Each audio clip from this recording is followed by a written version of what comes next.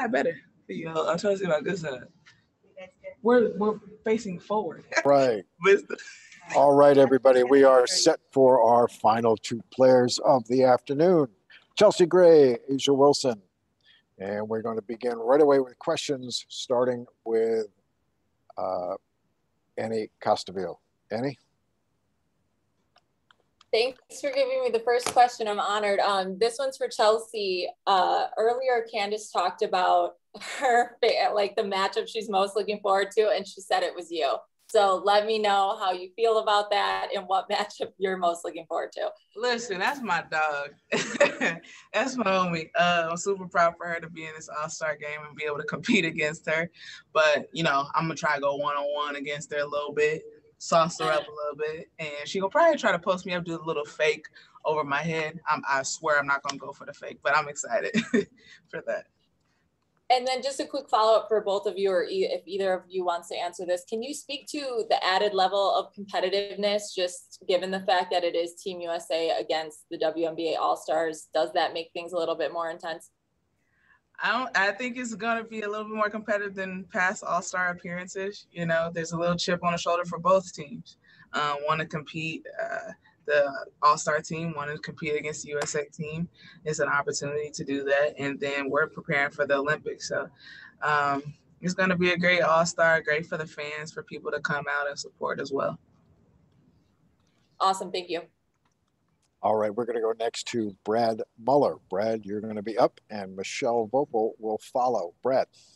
Thank you so much. Asia, congratulations on making Team USA. I guess I wanted your reaction, how you're feeling representing the United States on the world's biggest stage, and also what would it mean to you at the end of this to be standing on the podium with a gold medal alongside your former coach? I mean, it would honestly mean the world. You know, growing up, I wanted to be an Olympian, and to now have that title added to my name, it's truly something special. I'm blessed.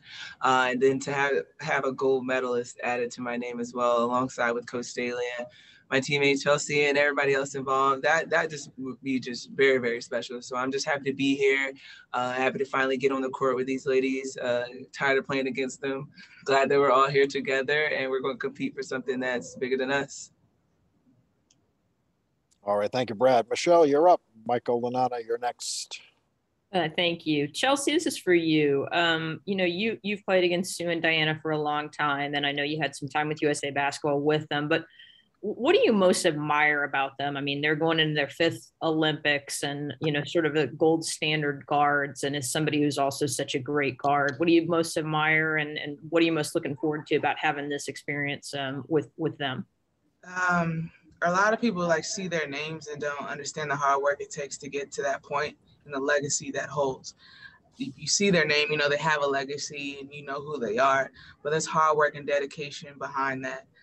So just be around that to learn from them. They've set the standard.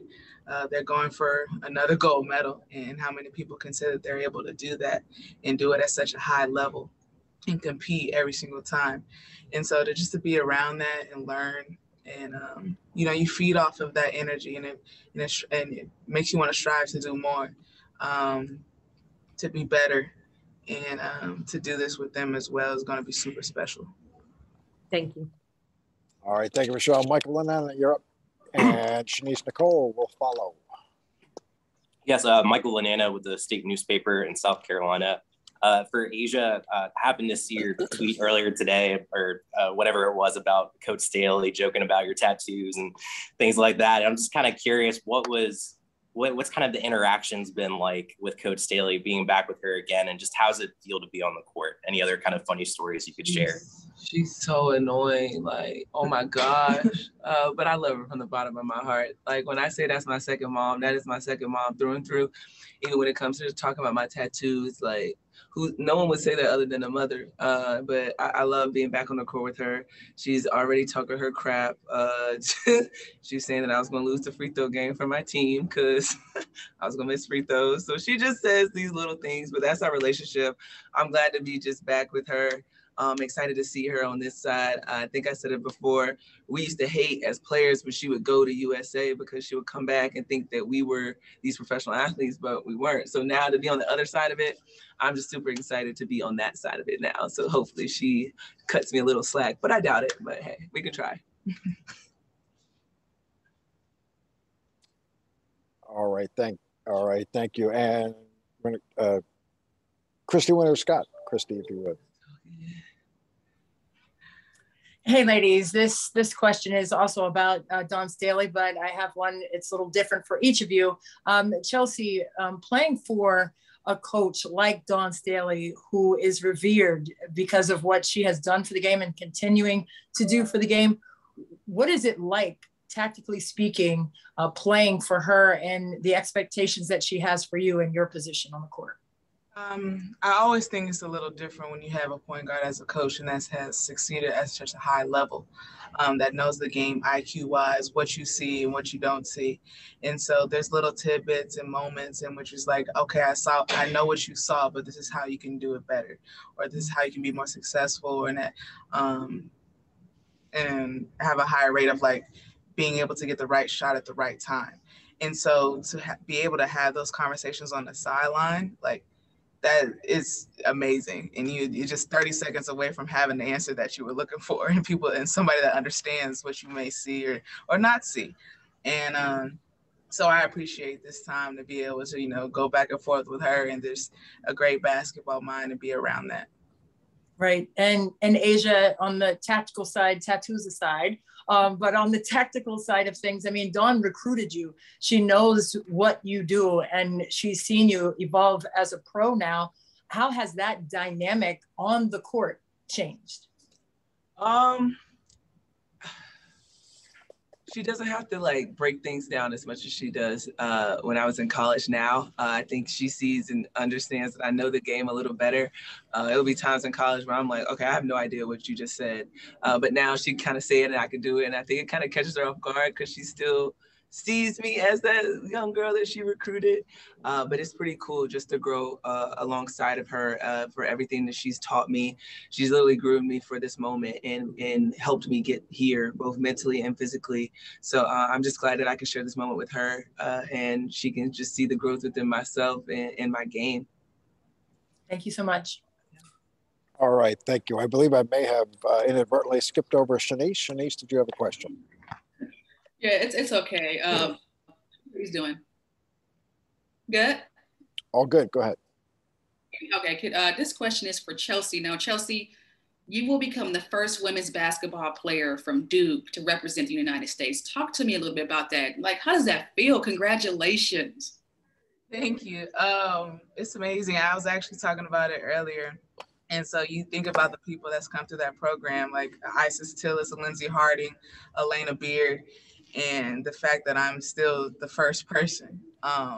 It's a huge honor. I represent, a lot when going over there to Tokyo, the United States, my family and friends, but also the university.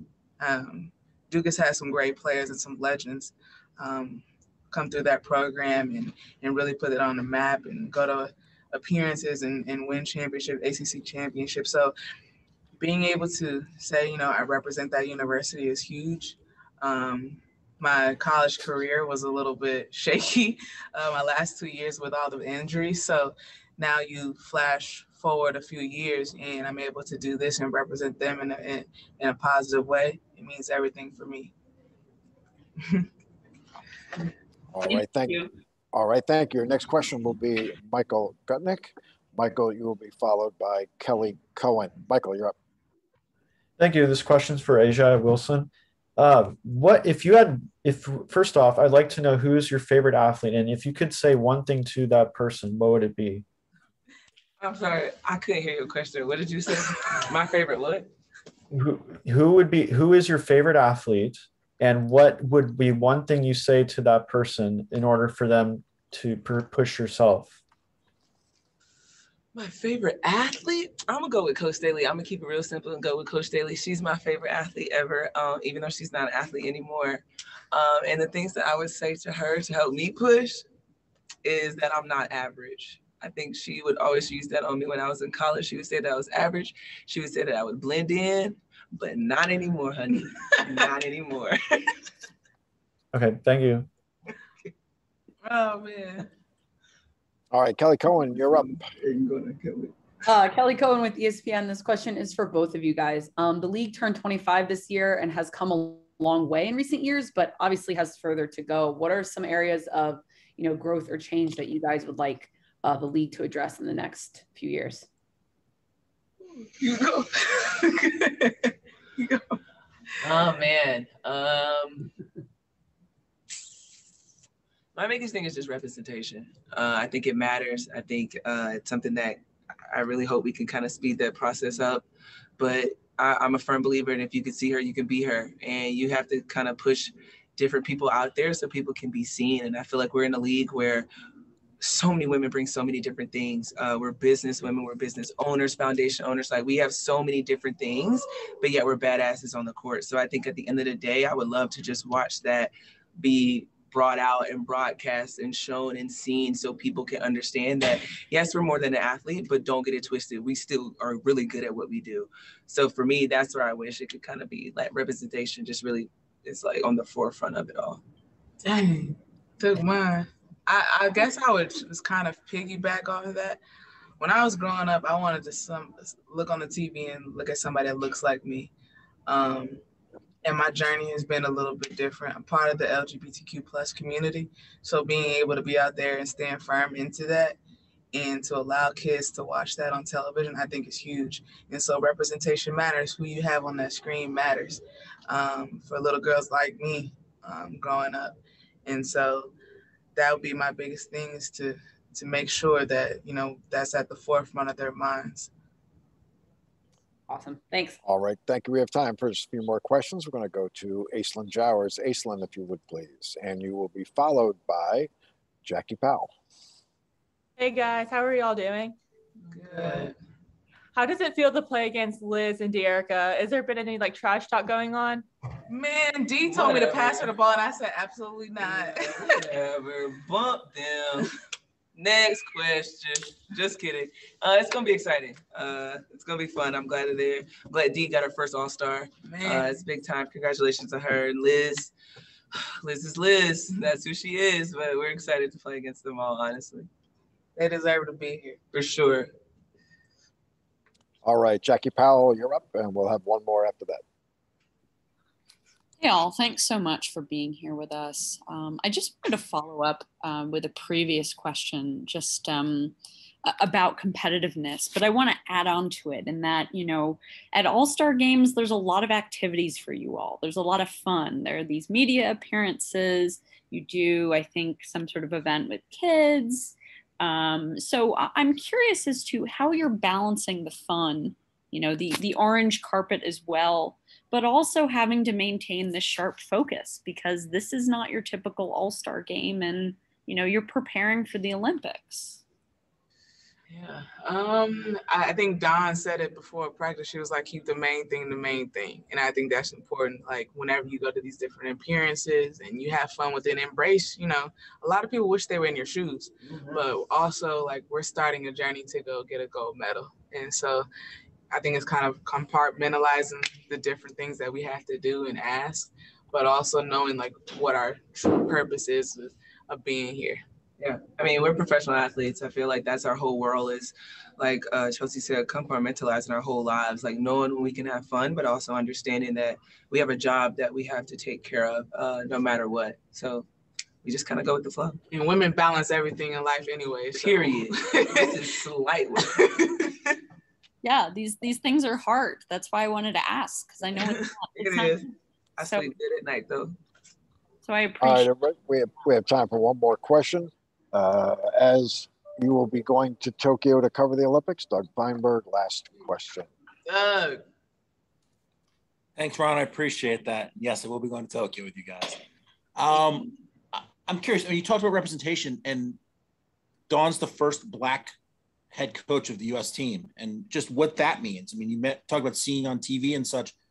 What does that mean for you guys and maybe the future generations, that they can see someone like them coaching and leading this team to potentially a 7th straight gold medal? It's like VP Harris said, like, she may be the first, but she won't be like the last. Like, she's not gonna be the only. Like, Coach Daly shatters the glass ceiling every time I feel like I've talked to her. So this is huge for us as Black women. And I'm not just saying that because I used to be coached by her, but like, it's incredible just to watch. It took a long time, but hey, we here. And I'm just so happy for her, like so proud of her, because this is a big deal, especially for Black women. Like, we get swept underneath the rug all the time. We take probably the biggest hit, but at the end of the day, we always find a way to shine through. So I'm excited. I would have to agree. There's been in the media and stuff a lot of things like first Black woman to do this, Right. First Black woman to do that. And she is one of those first. But like she said, she's not the last. And so there's going to be that person in a different world, whether it's in business, whether it's in sports, that is going to be a first and it's a gateway for other people to, follow. And so grateful for Dawn to be able to do this. It's a testament to her hard work, the way she thinks the game, and, her accolades speak for herself, but she's a great person as well. Yeah. You're rested. Dawn, I am not a part of that. She wants to be. She is. She could be nicer to me, though. All right. Last bit of housekeeping. I know a number of the media folks on the call have asked when this would be available on the content network. It will be in approximately 1 hour, and we will be sure to start with Asia Wilson saying that Dawn Staley is no longer an athlete. Signing off on that one. All right, everybody. Thanks for being with us on this Zoom session that seemed to have started yesterday. Thanks, everybody. Glad she got